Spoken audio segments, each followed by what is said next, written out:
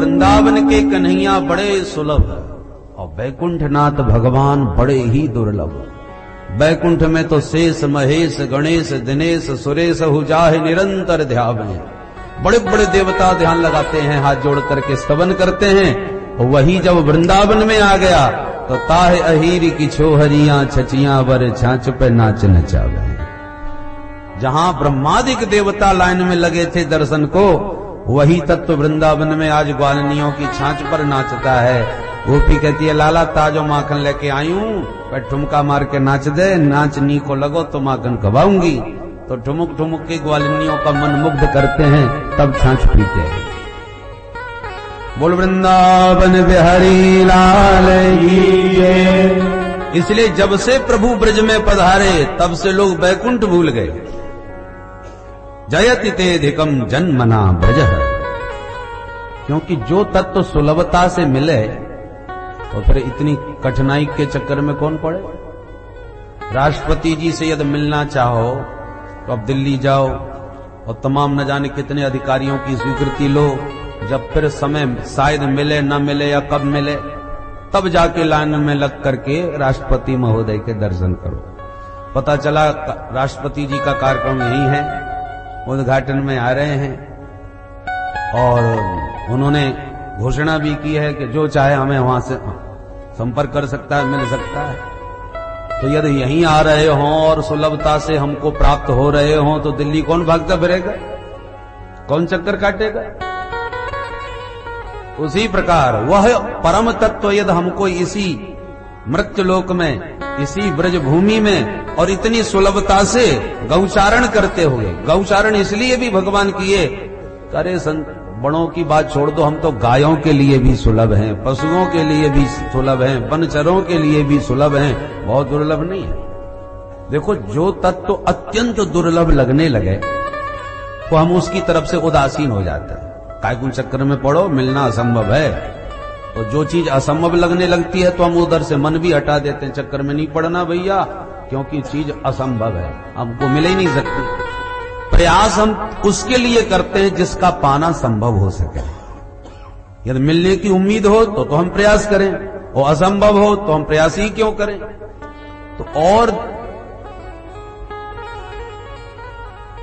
भगवान कहना चाहते हैं कि मैं असंभव नहीं हूं, बहुत सुलभ हूं। जो मुझे असंभव मानते हैं उनके लिए असंभव भी हूं, और जो मुझे संभव मानते हैं उनके लिए संभव हूं। जो मुझे दूर मानते हैं उनके लिए सचमुच बहुत दूर हूं। जो मुझे पास मानते हैं उनके लिए बहुत ही पास हूं, इसमें भी कोई संदेह नहीं।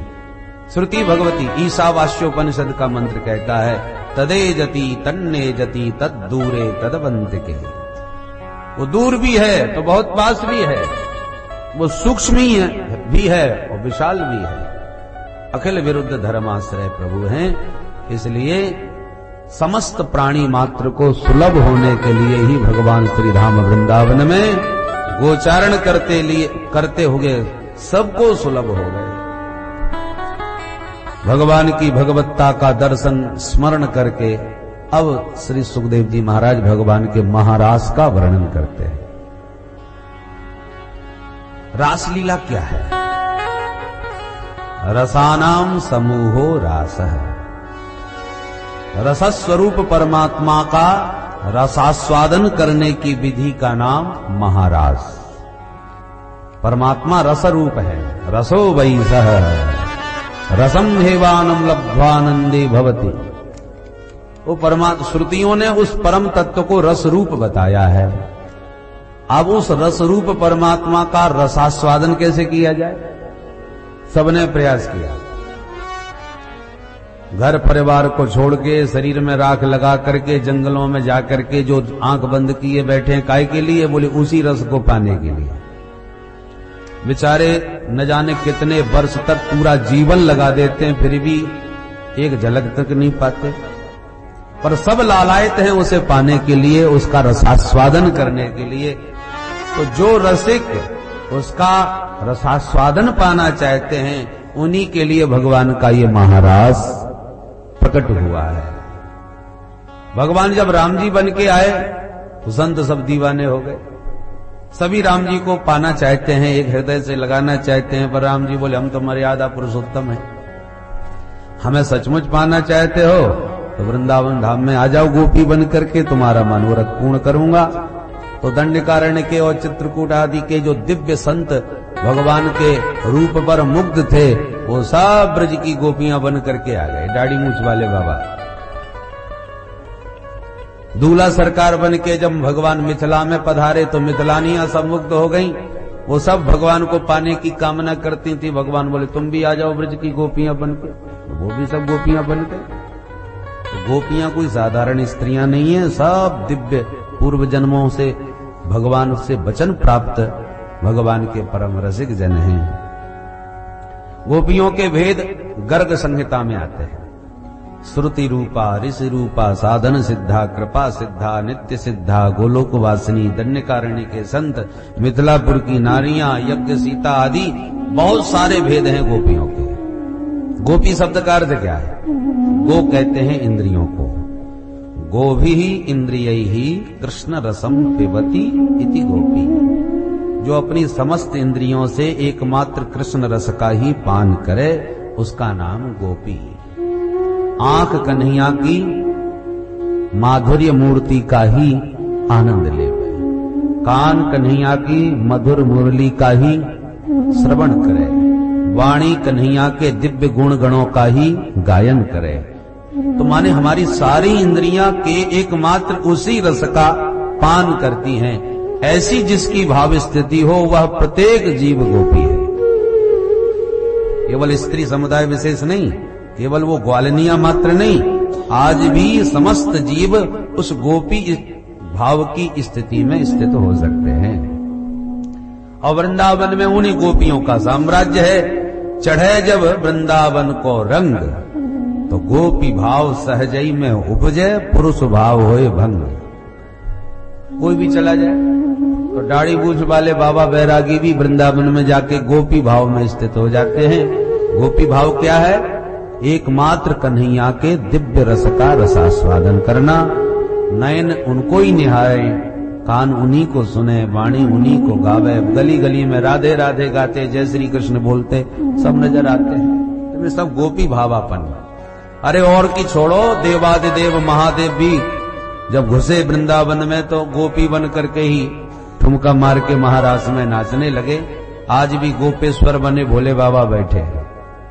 और गोपेश्वर महादेव का दर्शन करो, चूड़ी बिछिया नथ बेंदा यही सब पहन करके, लहंगा भरिया ओढ़ करके, चुनरी का घूंघट डाले बाबा पक्की छल छबीली गोपी बने घूमते हैं श्री धाम वृंदावन में।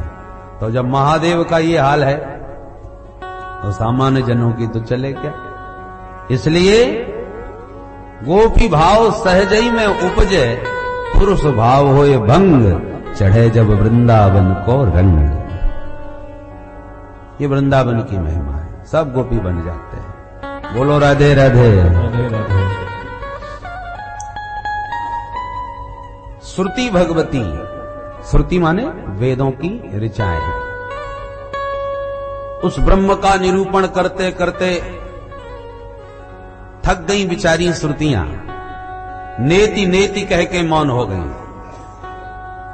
हम उसे पूर्णतः नहीं बता सकते क्योंकि वो अनिर्वचनीय है, वाणी से कहा नहीं जा सकता। गूंगे ने बढ़िया गुड़ खा लिया, बड़ा मीठा लगा, कोई पूछा कि कैसा लग रहा है, अब बेचारा वाणी तो है नहीं, बोले कैसे कैसे बतावे।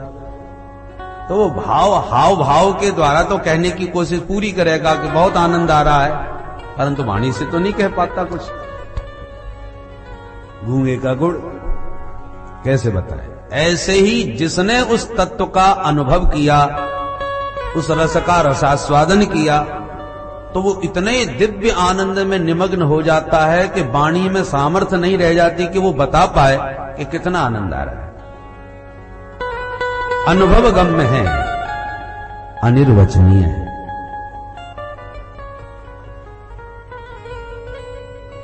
तो फिर उसका वर्णन कैसे किया जाए? बिना वाणी के वर्णन, उसको कहते हैं नेति नेति। जैसे एक कन्या का विवाह हुआ, ग्रामीणांचल की ग्राम बधूटी बनी, सीधी सच्ची पुराने जमाने की।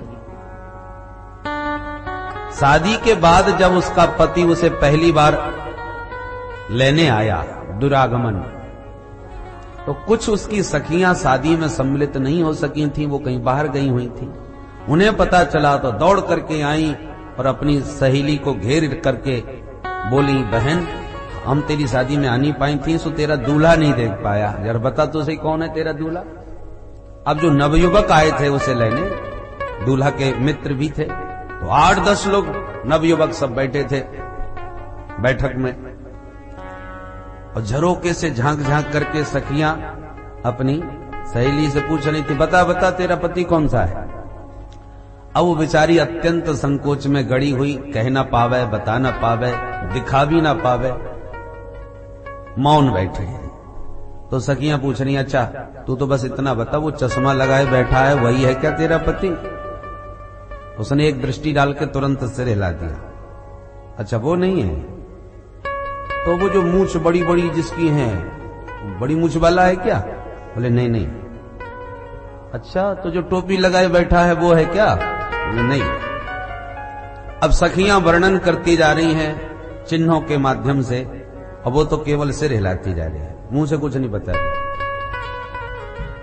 थे टोटल 10, और उसने सिर से मना करते करते 9 का निषेध कर दिया, 9 को मना कर दिया।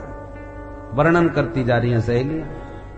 अब जब 9 को मना कर दिया तो उसके न बताने पर भी अपने आप सिद्ध हो गया कि अब जो अंतिम 10वां बचा है यही इसका पति है।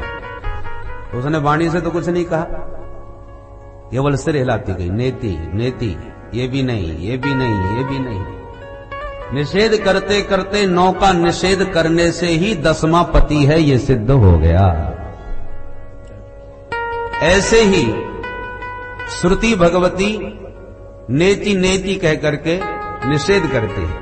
एक ये शरीर भी आत्मा नहीं, परमात्मा तत्व क्या है, ये भी नहीं, शरीर भी नहीं, इंद्रियां भी नहीं, मन भी नहीं।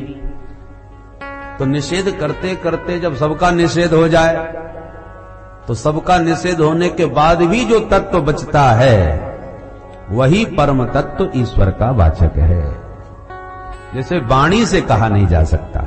और यही शैली रामायण में किशोरी जी ने स्वीकार की है, श्रुति शैली। रामायण में आपने अध्ययन किया होगा, श्रवण किया होगा, जब वन गमन में किशोरी जी राम जी के साथ जाती हैं तो बीच बीच में गांव पड़ते हैं, तो गांव की ग्राम बधूटियां राम जी की झांकी देखकर, जानकी जी की सुकुमारता देखकर भौचक्की सी रह जाती है। कितने सुंदर राजकुमार हैं, बेचारे नंगे पैर घूम रहे हैं। तो पानी प्यास लगी तो ग्राम बधूटियों ने पानी पिलाया। तो गांव की माताओं ने जानकी जी को एकांत में बुला करके पानी पिला करके पूछा, सखी ये बता, ये जो 2 तेरे संग में हैं, इनमें तेरा पति कौन सा है। अब किशोरी जी वही शैली में जवाब दे रही। उन्होंने पूरा विधिवत परिचय लखनलाल जी का विस्तार से दे दिया। ये मेरे लघु देवर हैं, स्वभाव के बड़े सरल हैं, बड़े भोले हैं, बड़े सीधे हैं और बड़ा दिव्य गुण गाते हुए लक्ष्मण जी का विस्तार से परिचय किशोरी जी ने दिया। और लक्ष्मण जी का जब देवर के रूप में परिचय दे दिया तो राम जी को देखकर केवल मुस्कुरा दिया। तो ग्राम बधूटियां अपने आप ही समझ गई कि राम जी ही इनके दूल्हा है, इनके पति हैं। तो जैसे लखनलाल जी को देवर बताने से राम जी का पति रूप में परिचय अपने आप ग्राम बधूटियों को मिल गया, वाणी से कुछ नहीं कहा राम जी के बारे में। ऐसे ही श्रुति भगवती ब्रह्म का वाणी से वर्णन नहीं करती, परंतु अन्य का विरोध करती जाती, ये भी नहीं, ये भी नहीं, ये भी नहीं, ये शैली है। तो श्रुति भगवती वर्णन करने में असंभव है उस तत्व का, तो उसका रसास्वादन कैसे किया जाए। तो श्रुतियों से भी भगवान बोले तुम भी ब्रज की गोपियां बन के आ जाओ, तब सगुण साकार रूप में मेरे दिव्य स्वरूप का आपको दर्शन रसास्वादन प्राप्त होगा।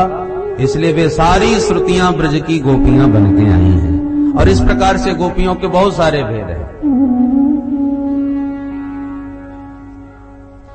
तो भगवान ने उन समस्त रसिकों को अपने दिव्य स्वरूप का सगुण साकार रसास्वादन कराने के लिए आज महारास की भूमिका भगवान ने आयोजित की और दिव्य मधुर बंसी बजाई शरद पूर्णिमा की रात में। भगवान पिता रात्रि शरदोत्फुल्ल मल्लिका वीक्षरन्तुं मनश्चक्रे योगमायामुपाश्रितः। कन्हैया की बंसी 2 बार बजी। कल आपने बंसी की बात सुनी, गोपियों ने उस बंसी की महिमा के गीत गाए।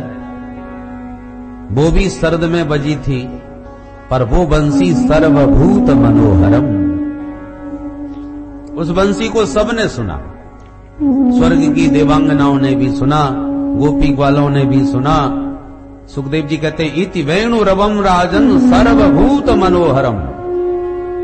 समस्त भूत प्राणियों को, माने प्राणी मात्र को, जीव मात्र को वो बंसी सुनाई पड़ी। गाय घास पा रही, चर रही है, पर बंसी सुनते ही घास चरना भूल गई। बछड़े मां का स्तनपान कर रहे हैं, पर बंसी सुनते ही दूध पीना भूल गए। मृगियां कन्हैया की बंसी निनाद पर विमुक्त हुई, अपने विशाल नयनों के प्यालों में माधव की माधुर्य मूर्ति छवि को जी भर करके पान कर रही हैं, हृदय में उतार रही हैं। पक्षी कलरव कर रहे थे, पर बंसी स्वर सुनते ही एकदम शांत और स्थिर मौन होकर के वृक्षों पर बैठ गए और भगवान की वेणु की दिव्य स्वर लहरियों में मुग्ध हो रहे हैं। आंख न तो उनकी बंद है और ना ही खुली है, अर्ध निमीलित नयनों से मौन होकर के समस्त पक्षियों ने कलरव बंद करके वेणु रव सुनना प्रारंभ कर दिया। सर्वभूत मनोहरम, सबको मोहने वाली थी, पर रास विहारी रूप में जब भगवान की बंसी बजती है तो सबको सुनाई नहीं पड़ती। वो बंसी केवल उन्हीं रसिकों को सुनाई पड़ती है जिनको भगवान रास में बुलाना चाहते हैं, जिन्हें रास लीला की पात्रता है, जो रास के अधिकारी हैं, उन अधिकारियों को ही बंसी का स्वर सुनाई पड़ा। सास बहू बातें कर रहे हैं और जहां बंसी बजी तो केवल उस बधू को तो सुनाई पड़ी, सास के पल्ले कुछ नहीं पड़ी, क्योंकि ये बंसी कोई साधारण बांसुरी नहीं है। वंशस्तु भगवान रुद्र, भगवान भोलेनाथ बंसी बन के सेवा कर रहे हैं और भोले बाबा वैष्णवों के परम आचार्य हैं। इसलिए गोविंद इशारा करते हैं, बाबा जो इस रास का अधिकार रखता हो उसी को अपना दिव्य स्वर कान में फूंक दो। तो भोलेनाथ वैष्णवों के आचार्य, महारास के परम रसिक, इसलिए अधिकारिणी गोपियों के कान में ही उनके माध्यम से बंसी का स्वर पड़ा और सुनते ही गोपियां दीवानी होके दौड़ पड़ी। निशम्य गीतम तदनंगवर्धनम ब्रज स्त्रियः कृष्ण गृहीतमानसा आजगमुरन्योन्यमलक्ष्यतोद्यमा सयत्र कांतो जवलोलकुंडला।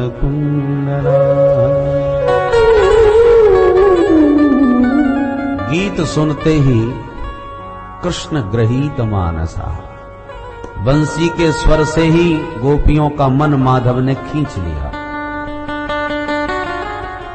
सारी गोपियां भागी दौड़ी गोविंद के रास मंडल में आ गई, खिंची चली आई। सुखदेव जी चित्र खींच रहे हैं, कैसे खिंची, कैसे दौड़ी। बोले एक गोपी गौ दोहन कर रही थी और दोते दोते जहां बंसी उसके कान में पड़ी तो दोनी वहीं पटक करके सीधी भागी चली गई, होश नहीं रहा। एक गोपी आंख में अंजन लगा रही थी श्रृंगार करते हुए, जो बंसी कान में पड़ी तो दूसरी आंख में बिना काजल लगाए भागी चली गई। एक गोपी आभूषण धारण कर रही थी, गहने पहन रही थी। जो बंसी कान में पड़ी तो नाक की नथ कान में लटका के चली गई। एक गोपी लीपापोती कर रही थी। लीपापोती समझ गए? घर के आंगन में गोबर से लीपापोती करी जाती और चेहरे पर भी कम नहीं होती लीपापोती। तो दोनों प्रकार की। एक गोपी अपने चेहरे को संवार रही थी विविध अंग रागों से, और जैसे उसने अंगराग कपोल पर लगाया, उसी पल बंसी का स्वर उसके कान में पड़ा, तो जो अंगराग जहां जैसा भी लगा रखा था वैसे ही लगा छोड़ा और बिना उसे व्यवस्थित किए सीधी भागी चली गई। ये सुखदेव जी के शब्द है। लिम्पन्त्यः प्रमजन्त्योन्या अंजन्त्यः काश्चलोचने व्यस्तस्त्रवस्त्राभरणा काशित कृष्णान्तिकं ययुः दोहन्त्योऽभ्यययुः काश्चित् दोहं हित्वा समुत्सुका पयोधिसृत्य संयावमनुदवास्या पराययुः। एक गोपी जब चल रही थी तो उसके पति ने उसे देख लिया और पकड़ के कमरे में बंद करके कुंडी लगाई। उसके हृदय में इतनी विरह वेदना हुई कि आज मैं वंचित रह गई उस आनंद से, कृष्ण सम्मिलन से। उसके हृदय में इतनी विरह व्यथा हुई कि आंख बंद करके ध्यान मग्न वो कमरे में बैठ गई। तो गोविंद के विरह में विकल उस ब्रज गोपी ने अपना पांच भौतिक देह कमरे में छोड़ा और दिव्य देह धारण करके भगवान के पास सबसे पहले जाकर के वह पहुंच गई। परीक्षित ने कहा, गोपियों की इतनी ऊंची स्थिति हो गई कि दूसरा शरीर बना के पहुंच गए, ऐसा कैसे हो गया? सुखदेव जी कहते हैं, परीक्षित, ये गोपियां कोई साधारण ग्वालिनी ही मात्र थोड़ी हैं। वो रसिक संत हैं जो स्त्री वेश में आए हैं गोविंद के रास का आनंद लेने के लिए, और आज जिसके लिए शरीर धारण किया वही आनंद से हम वंचित रह जाएं। तो योगियों को तो अभ्यास होता ही है, पूर्व जन्म का अभ्यास था। 1 मिनट में उसने शरीर छोड़ दिया और दूसरा रूप बना करके वो संत जिस आनंद के लिए आए थे उसी आनंद को पाने के लिए पहुंच गए। किसी के रोके आज कोई रुकने वाला नहीं। तो जैसे ही सब गोपियां आई, भगवान ने खड़े होकर स्वागत किया। भगवान का स्वभाव है, जब व्यक्ति संसार छोड़ के प्रभु के पास आता है तो भगवान थोड़ा निरीक्षण परीक्षण करके देखते हैं कि सचमुच संसार को छोड़ा है कि जबरदस्ती। परीक्षा जरूर लेते हैं। तो भगवान ने गोपियों की भी परीक्षा लेते हुए कुछ अटपटी बातें करी।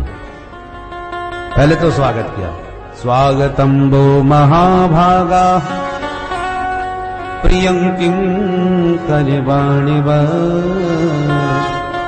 ब्रजस्यानामयं कश्चित् ब्रूता गमन कारणम्। हो महाभागा, सुस्वागतम। देवियों, आपका स्वागत है, स्वागत है। कहिए मैं आपकी क्या सेवा कर सकता हूं? और फिर तुरंत बोले, ब्रूतागमन कारणम, आगमन का कारण तो बताओ, बात क्या है? तुम सबकी सभी अंधेरी इस रात्रि के समय घर परिवार को छोड़ के जंगल में कैसे आ गई? किसी असुर ने आक्रमण तो नहीं कर दिया? गोपियों ने सिर हिला दिया। तो फिर क्यों आई हो? अरे अब समझा, शरद पूर्णिमा है आज। शरद पूर्णिमा में चांदनी बड़ी प्यारी लगती है। ये जंगल की वही चांदनी देखने आई होगी शायद। गोपियों ने सिर हिला दिया, ये चांदनी तो हमने बहुत बार देखी है। अच्छा, तो फिर क्यों आई हो? अरे अब समझा, लगता है घर में खटपट हो गई होगी, झगड़ा हो गया होगा पति से। राम राम, बहुत गलत बात है। कितना भी महाभारत हो जाए पर घर छोड़ के देवियों को कभी नहीं भगना चाहिए। स्त्री का परम धर्म है पति की सेवा करना। भर्तुः शुश्रूषणम स्त्रीणाम परो धर्मो ह्यमायया। अमायया माने निष्कपट भाव से पति की सेवा करो, यही स्त्री का परम धर्म है। ये नहीं कि साड़ी खरीदवाना है, कि हार खरीदवाना है इसलिए पैर दबाए जा रहे हैं। निष्काम भाव से, निष्कपट भाव से। गोपियों ने सिर हिला दिया, हम अपने पतियों से झगड़ा करके नहीं आई। भगवान बोले अच्छा, तो फिर क्या चक्कर है, संभवतः मुझसे मिलने आई हो, तो यह भी गलत है। यह तुम मुझसे प्रेम करती हो तो जंगल में इस प्रकार से घर परिवार छोड़ के मुझसे आना, यह भी तो सर्वथा अमर्यादित है, अनुचित है, अव्यवहारिक है। तुम्हारे पति पुत्र तुम्हें ढूंढते फिर रहे होंगे और तुम हमसे मिलने जंगल में आ गए, ये कोई अच्छा व्यवहार थोड़ी है। यदि मुझसे प्रेम है तो आंख बंद करके मेरा ध्यान कर लिया करो, इतने से संतुष्टि न मिले तो आपस में मेरी चर्चा कर लिया करो, उतने पर भी संतुष्टि न मिले तो आते जाते गौचारण के लिए मैं सुबह शाम जो घूमता रहता हूं, उस समय आते जाते दर्शन कर लिया करो किसी बहाने से। परंतु इस प्रकार से सबकी सब मेरे से जंगल में मिलने आ गई, ये तो बिल्कुल अनुचित है। प्रत्यात ततो गृहान, इसलिए तुम इसी वक्त तुरंत अपने घर लौटो। भगवान के इन वचनों से तो समस्त गोपियों का मनोरथ एकदम चकनाचूर हो गया, सब मनोरथ भंग हो गया। बिचारी एकदम उदास होकर के लंबी लंबी श्वासें लेने लगी, नीचे को सिर झुका के खड़ी हैं, पैर के अंगूठे से धरती को कुरेद रही। आपस में गोपियां बोली, बहना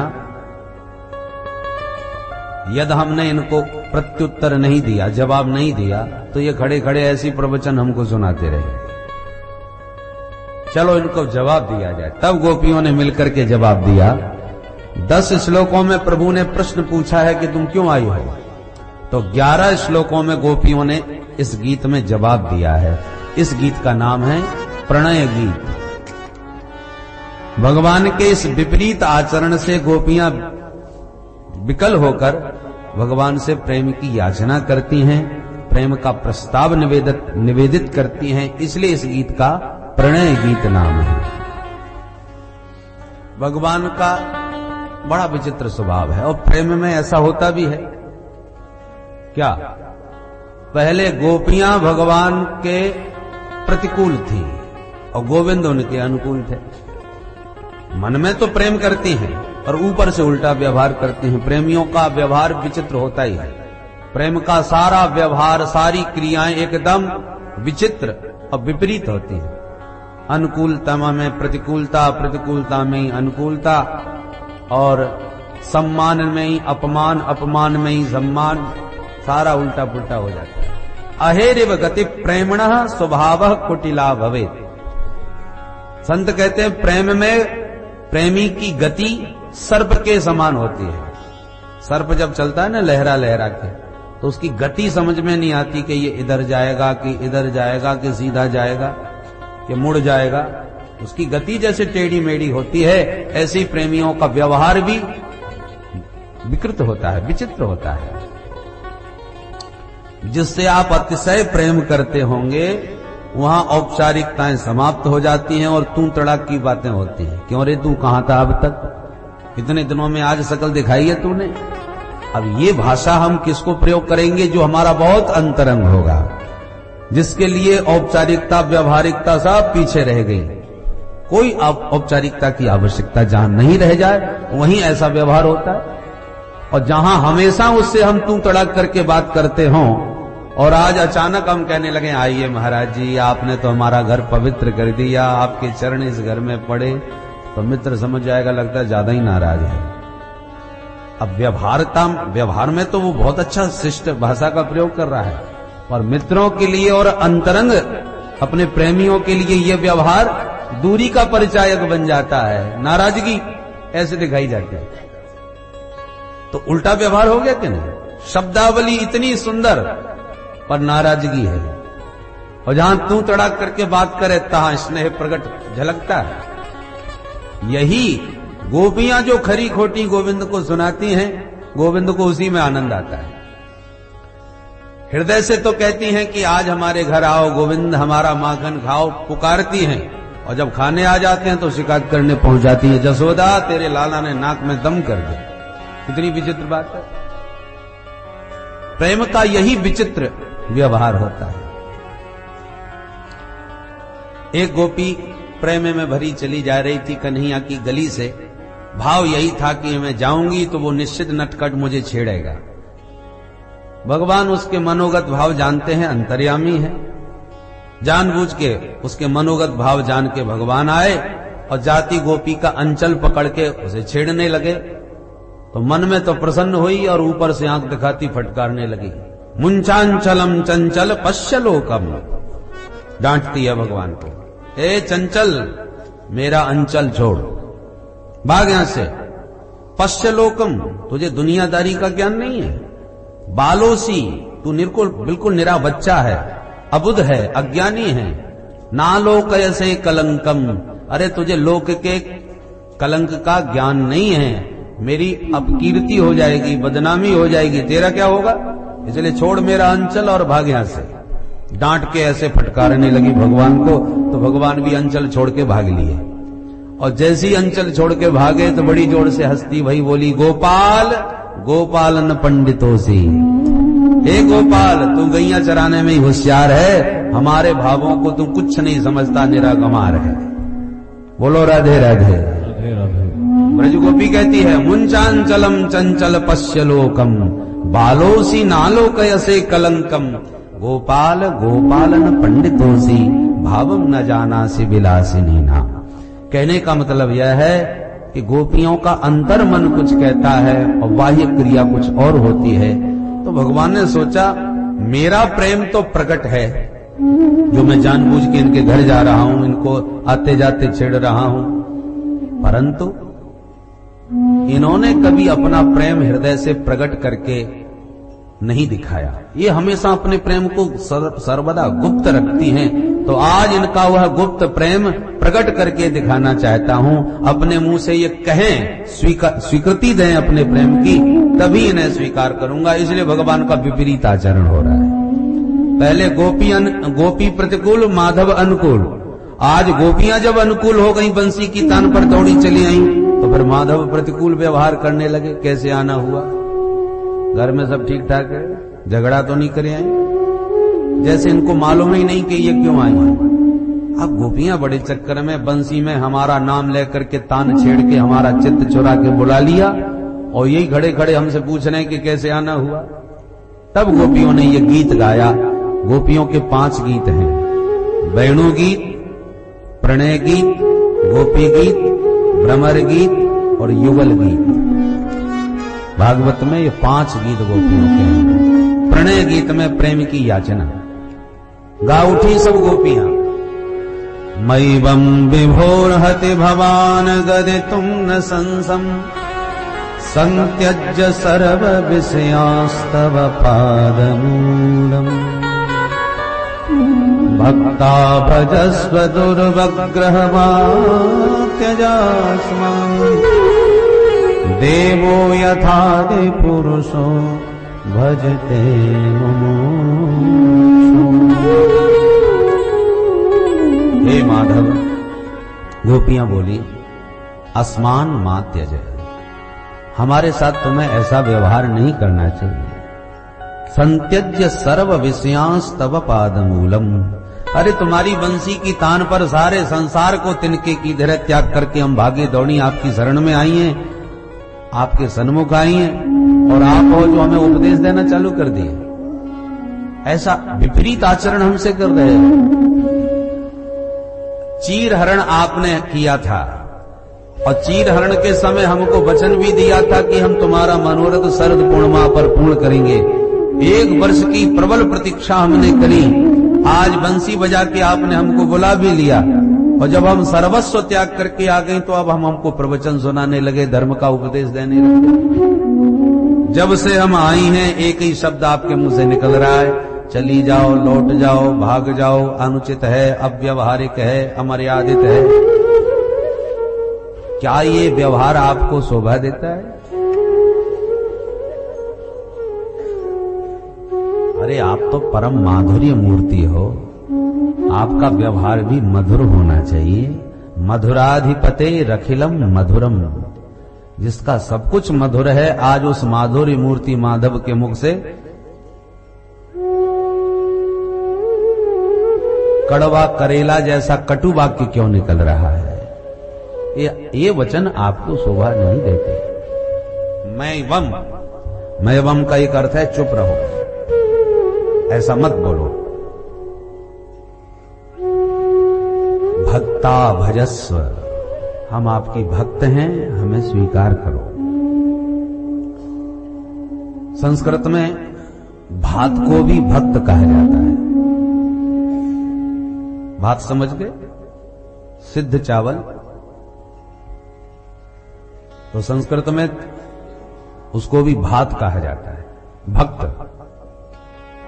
बोलो राधे राधे। और जैसे भात बनता है ना, वैसे ही भक्त भी बनता है।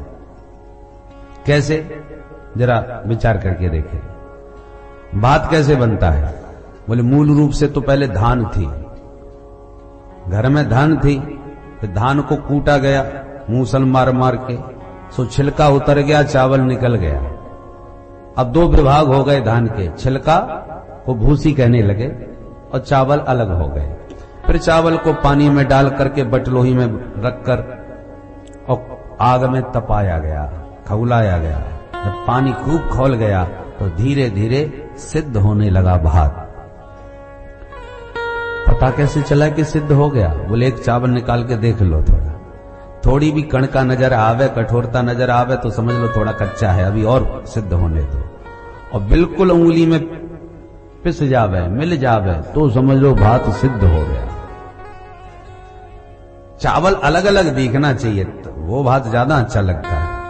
ऐसा नहीं कि इतना उबाल दिया कि बिल्कुल हलवा बना दिया। अलग अलग दिखे वो भात बढ़िया लगता है। ये तो रही भात बनाने की पद्धति। अब भक्त कैसे बनता है? बिल्कुल इसी पद्धति से आप उसे देखें। मूल रूप है धान, ऐसे मूल रूप है जीवात्मा। जीवात्मा का अर्थ क्या हुआ? माया में परिवेष्टित जो आत्मा है उसका नाम जीवात्मा। माया से चिपका हुआ, जैसे छिलका चावल से चिपका हुआ है, ऐसी जीव माया में मिला हुआ है, चिपका हुआ है। माया का मतलब मैं और मोर तोर तय माया। ये मेरे हैं, ये पराये हैं। ये जो प्रबल आसक्ति है यही माया का वास्तविक स्वरूप है। जब जब हम जन्म लेते हैं और जहां जहां जन्म लेते हैं उन्हीं में चिपक जाते हैं, और मरते हैं तो सब छूट जाते हैं। फिर जब अगला जन्म होता है तो पिछले सब भूल जाते हैं और आगे वाले में चिपक जाते हैं।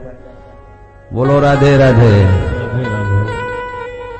हमारे कितने जन्म हो चुके हैं, अन्य की तो बात छोड़ो, पिछले का भी पता नहीं किसी को। किसी को याद रह भी जाती है पिछले जन्म की, बाकी प्राय सब भूल जाते हैं। तो जैसे पिछले वाले आपको एक भी याद नहीं है, ऐसी जब अगला जन्म होगा तो इनमें से भी एक भी याद नहीं रहेगा, सब भूल जाएंगे।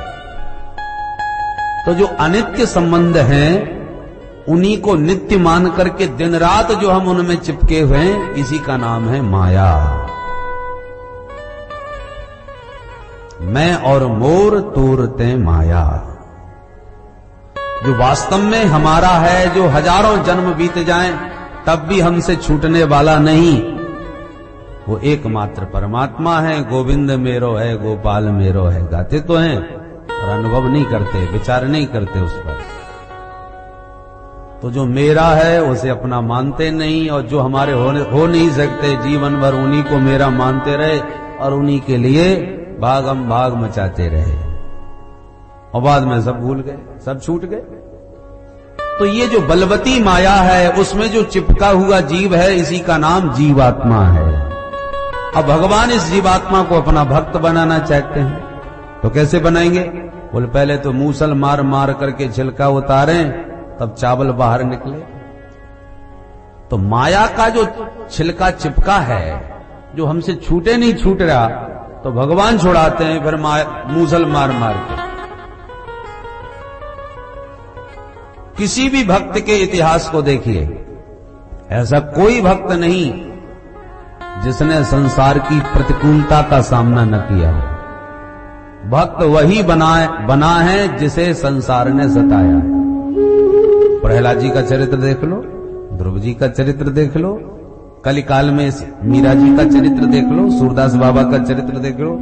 पैदा होते ही अंधे, जन्मांध, खाने के लाले, माँ बाप भी गालियां देते थे, भैया सब सताते थे कि अंधा पैदा हुआ है, जिंदगी का हमारे लिए भार बना हुआ है। सूरदास जी को न जाने कितनी कितनी गालियां देते थे परिवार के लोग। एक दिन पिताजी सत्यनारायण की कथा करके आए सूरदास जी के, तो बड़े आदमी की कथा थी। 2 स्वर्ण मुद्राएं मिली, गरीब परिवार था, खुश हो गए, गदगद हो गए। कपड़े में बांध करके झोंपड़ी में रहते थे, लटका के चूहा आया, मुंह में दबाया और खिसका के कहीं भीतर ले गया, गायब हो गई मुद्रा। पिताजी ने चारों तरफ खूब ढूंढा, कोई पता नहीं चला। अब अपनी जो गुस्सा थी कि इतनी मुद्राएं थी, बड़ा हाहाकार मच गया पूरे परिवार में। 2 मुद्राएं हमारी खो गई, उनके लिए तो बहुत बड़ी ये संपत्ति थी। और वो सारा आवेश, सारा क्रोध सूरदास जी के ऊपर उतर गया।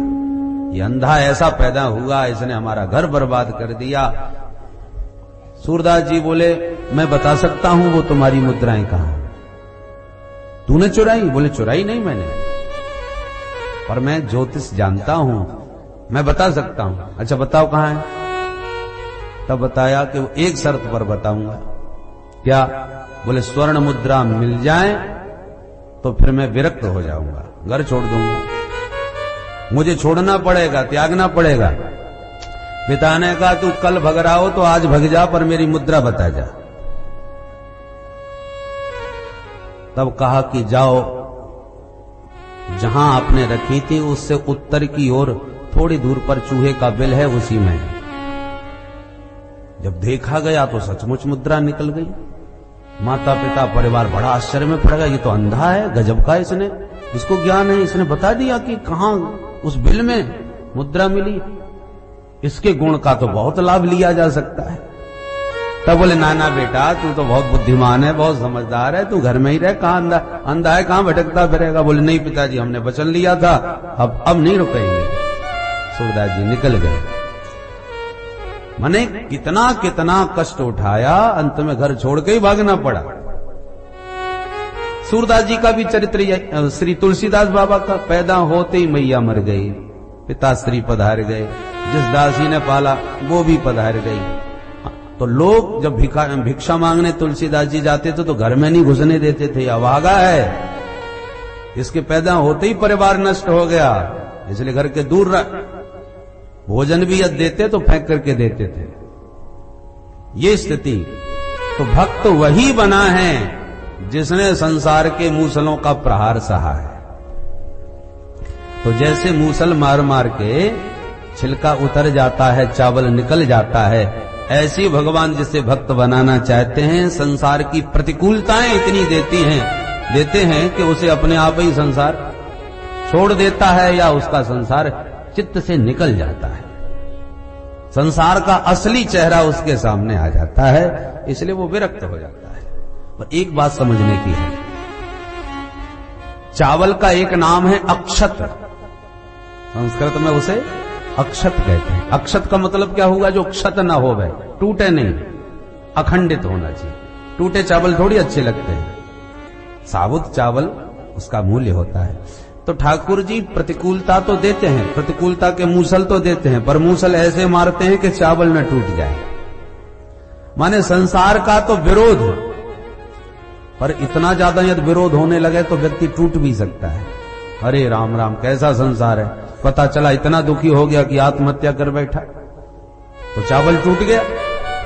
तो भगवान प्रतिकूलता तो संसार से देते हैं और अपनी कृपा की अनुकूलता का सहारा भी देते रहते हैं ताकि ये टूट ना जाए।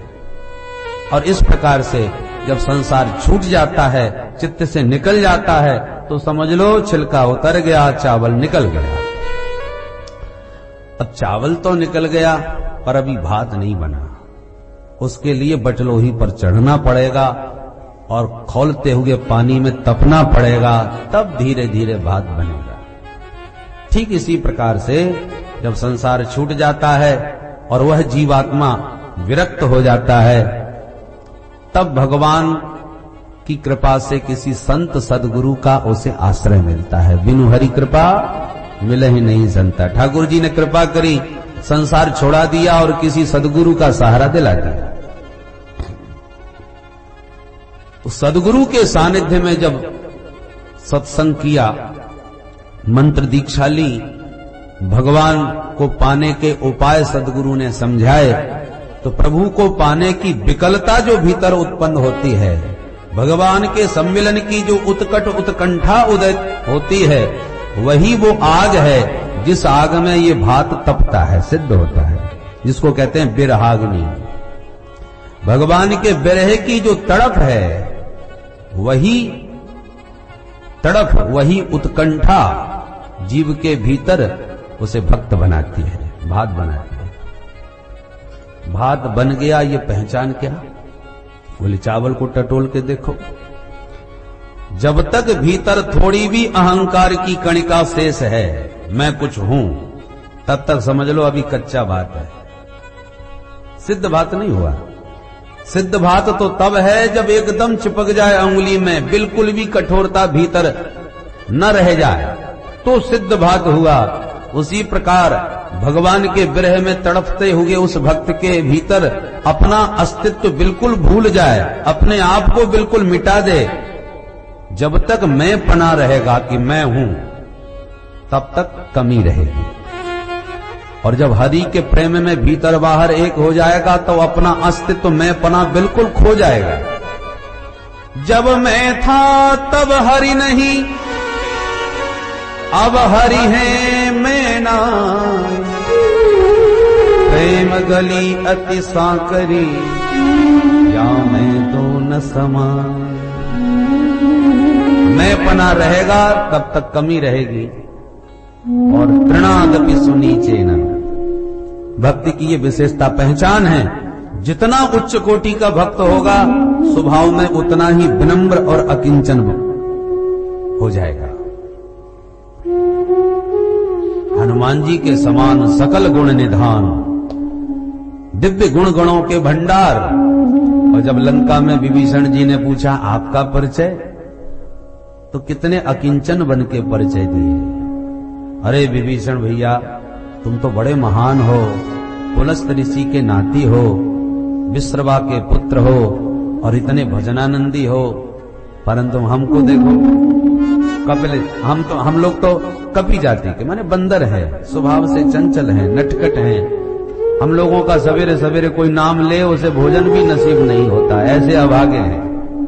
तात ले जो नाम हमारा, तात ले जो नाम हमारा, नहीं दिन ताही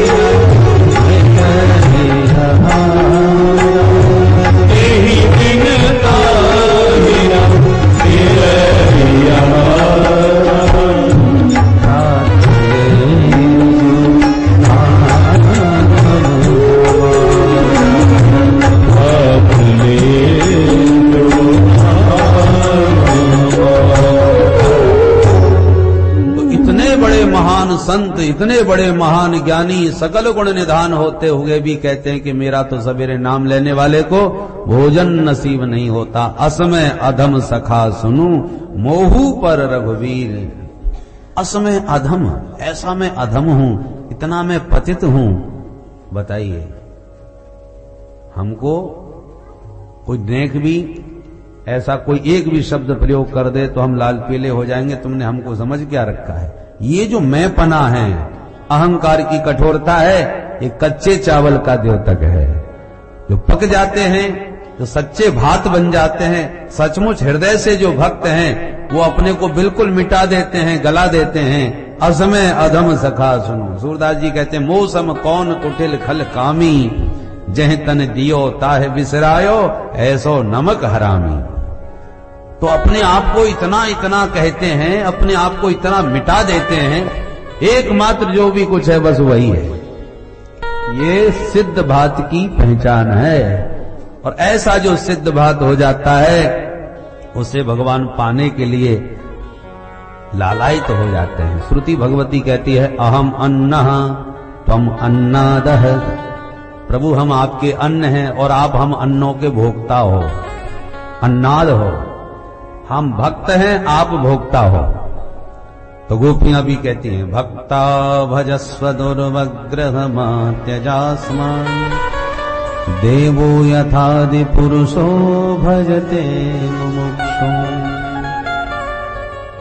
हम भी आपकी शरणापन्न भक्त हैं, संसार को त्याग कर, अपने जीवन को गलाकर, आपकी विरहाग्नि में तपाकर भक्त बन के आपके चरणों में समुपस्थित हुई हैं, इसलिए कृपा करके स्वीकार करो। अस्मान मा त्यज, इस परोसी हुई थाली को ऐसे मत ठुकराओ। कई संकोची होते हैं कि भूख भी लग रही है, भोजन की इच्छा भी हो रही है, किसी ने कोई पूछ भी रहा है, भैया आओ भोजन पाओ, फिर विश्राम करेंगे, और फिर भी कह रहे, अरे साहब अभी घर से पाके ही तो चले थे, बिल्कुल इच्छा नहीं है, घर की बात है, चाय जब पा लेंगे, मांग लेंगे।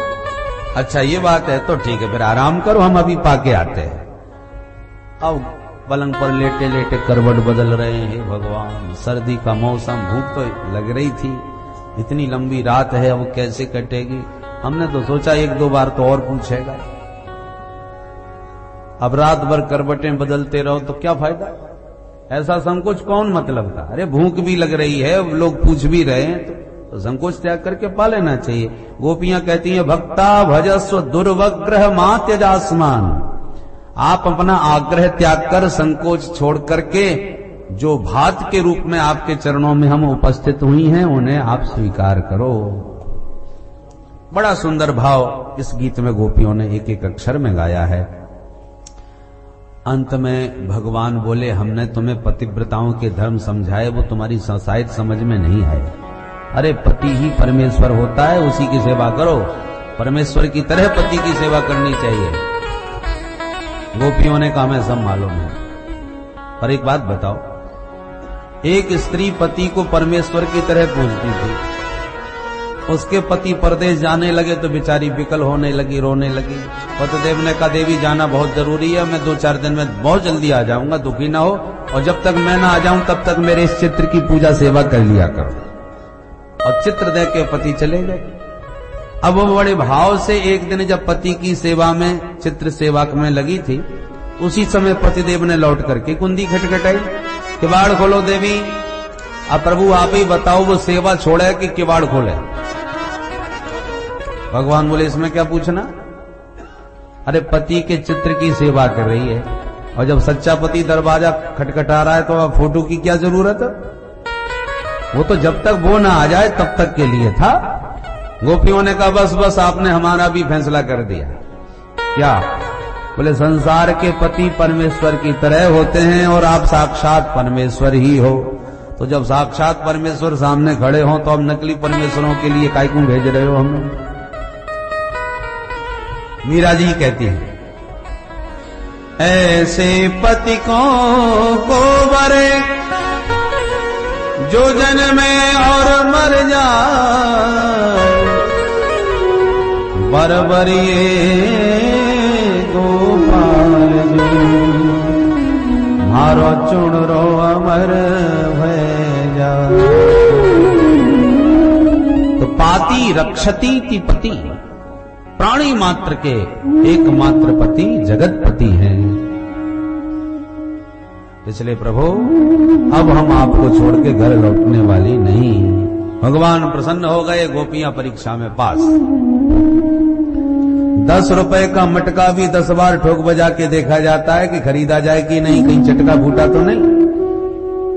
तो भगवान भी जिस जीव को महाराज के उस अलौकिक आनंद में निमग्न करना चाहते हैं, उसमें कोई संसार की दुर्वासनाओं का छिद्र तो नहीं है। इसलिए ठोक बजा के भगवान ने गोपियों का निरीक्षण परीक्षण करके देख लिया और उसमें खरी उतरी ब्रज गोपी, तब भगवान प्रसन्न हो गए और अब उनको स्वीकार करके भगवान का महारास प्रारंभ हुआ। बोल रास बिहारी भगवान की जय। बाहु प्रसार पररंभ कराल कोरूनी विस्तनाल वन नर्म नखाग्रपातई श्वेल्यावलोक हसते ब्रज सुंदरीणाम उत्तम भयम रतिपतिम रमयांचकार।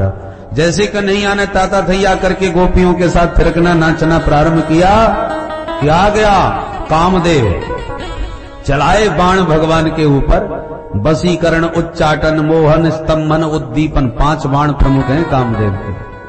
5 बाणों का प्रयोग प्रभु पर किया परंतु भगवान में कहीं कोई विकृति, कहीं कोई विकार कामदेव नहीं जगा सका।